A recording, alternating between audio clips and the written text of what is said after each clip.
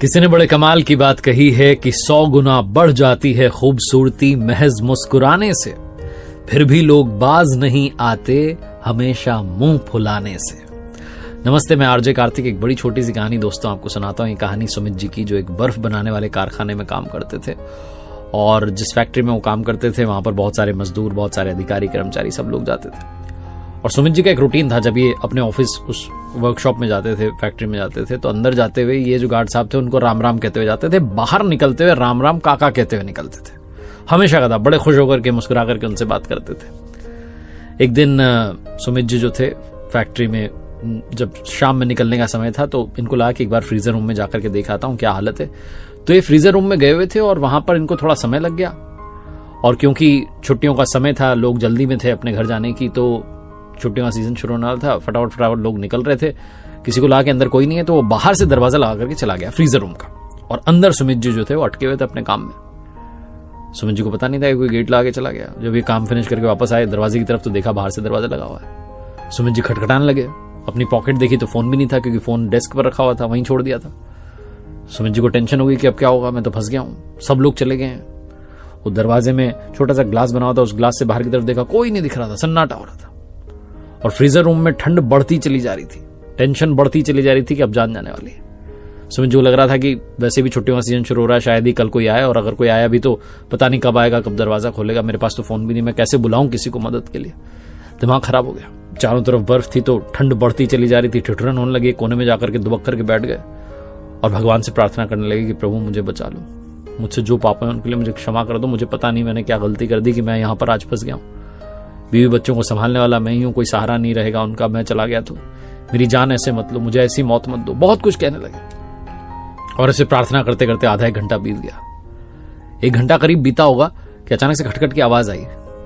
अब इनके अंदर इतनी भी हिम्मत नहीं थी कि जाकर के देखें दरवाजे पर कौन है। दरवाजा खुला और गार्ड साहब अंदर चले आए। सर जी आवाज दे रहे थे। गार्ड साहब ने देखा अंदर, तो कोने में दुबक करके सुमित जी बैठे हुए थे।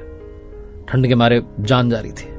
बिना देरी के गार्ड साहब इनको बाहर लेकर के आया, हीटर के पास में बैठाया।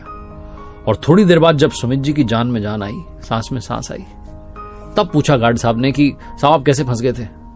सुमित जी ने कहा वो तो मैं फ्रीजर रूम में कुछ देखने के लिए गया था, किसी ने बाहर से दरवाजा लगा दिया। पर आप मुझे बताओ कि आपको कैसे पता चला कि मैं अंदर हूं।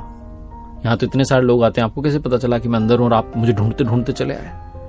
गार्ड साहब कहने लगे कि अरे साहब, आप ही तो जो इतने प्यार से बात करते हो, कुछ ही लोग हैं यहाँ पर जो मुझसे ढंग से बात करते हैं, वरना सब लोग नजरअंदाज करके, इग्नोर करके चले जाते हैं। आप आते हो सुबह सुबह तो राम राम कहते हो, जाते हो तो राम राम काका कहते हो। आज सुबह का राम राम तो मैंने सुन लिया था, जाते हुए का राम राम काका नहीं सुना था। मैं उसी का इंतजार कर रहा था। मुझे लगा शायद आप किसी काम में अटके हो, बहुत देर हो गई, तो मुझे लगा कोई अनहोनी ना हो गई हो, तो मैं अंदर कारखाने में देखना चला आया। आप कहीं दिखे नहीं, आपके डेस्क पर फोन रखा हुआ था, इसका मतलब आप अंदर ही हो। मैं आपको ढूंढता रहा, फिर मुझे लगा कोई बड़ी बात तो नहीं हो गई, इसलिए मैं फ्रीजर रूम की तरफ चला आया। वैसे तो दरवाजा बाहर से लगा हुआ था, लेकिन फिर भी कोई अनहोनी का अंदेशा मुझे हो रहा था, इसलिए मैंने दरवाजा खोल के अंदर देखा। और भगवान की कृपा थी कि आप सुरक्षित मिल गए। सुमित जी कहने लगे कि गार्ड साहब आपका धन्यवाद, आपने मेरी जान बचा ली आज, वरना मेरी मौत हो जाती। गार्ड साहब हंस के कहने लगे नहीं, मैंने जान नहीं बचाई, वो तो राम राम कहते हो ना आप, राम जी ने आपकी जान बचाई है।